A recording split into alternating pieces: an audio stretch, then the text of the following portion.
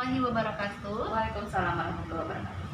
Nama saya Lilis, NIM 2019 03015152. Saya adalah mahasiswa rekam medis Universitas Esa Unggul sekaligus pegawai Puskesmas Kelurahan Bambu Apus 2. Saat ini saya akan mewawancarai Dr. Gigi Nona selaku Kepala Puskesmas Kelurahan Bambu Apus 2. Selamat siang, dokter. Selamat siang, Lilis. Saya akan minta waktu dokter untuk menerangkan mengenai sumber daya manusia unit rekam medis Puskesmas Kelurahan Bambu Apus 2. Bagaimana, dokter? Unit rekam medis di Puskesmas Bambu Apus 2 itu ada terdapat di loket yang menyatu dan berdekatan sama loket. Nah, di sini di loket kan kita ada dua, satu Lilis, satu lagi Hadi Wibowo. Nah, tugas masing-masing itu Lilis sebagai yang pendaftaran di loket, melayani pendaftaran di loket, rujukan, kemudian ada juga input kunjungan sehat, kemudian kalau Hadi dia memang bagian rekam medis yang tupoksi kerjanya itu pertama input inventaris barang, pemeliharaan, kemudian stok outline, kemudian dia juga untuk kunjungan piker, gitu ya. Jadi dibagi memang tugas dari keduanya memang harus berkoordinasi dan berkolaborasi. Jadi berdua itu harus memang betul-betul kerjasama karena memang tugas di loket itu untuk kalian berdua itu memang bisa dibagi kalau misalnya kalian memang tidak ada kegiatan lain, jadi masih bisa saling saling membantu antara satu Lilis sama dengan Hadi seperti itu. Oke.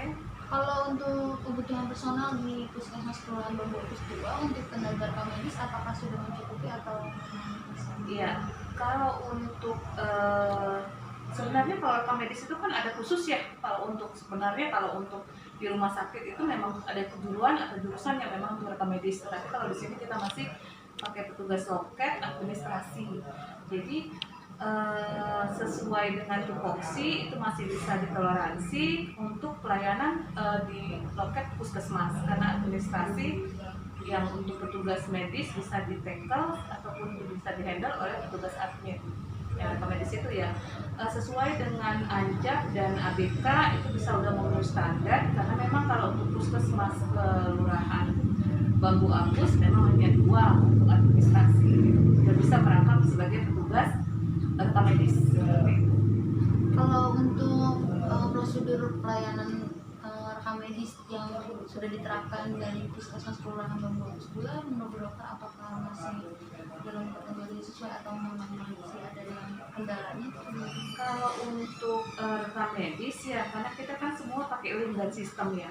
Jadi kalau misalnya sudah terlinknya jadi antara loket sama dengan unit-unit terkait misalnya poli umum, poli gigi, terus itu kebetulan apotek belum. Tapi kalau misalnya seperti KI, KA, BPG, poli umum itu sudah saling terintegrasi. Jadi kalau misalnya dari loket sudah didaftarkan, kita juga sudah bisa melihat dan seperti itu. Jadi kalau misalnya memang petugas admin yang merangkap jadi rekam medis masih bisa teratasi kalau di tingkat puskesmas kelurahan kita masih bisa kita andalin untuk adminnya seperti itu kecuali mungkin rumah sakit kali ya yang memang harus ada memang petugas medis khusus.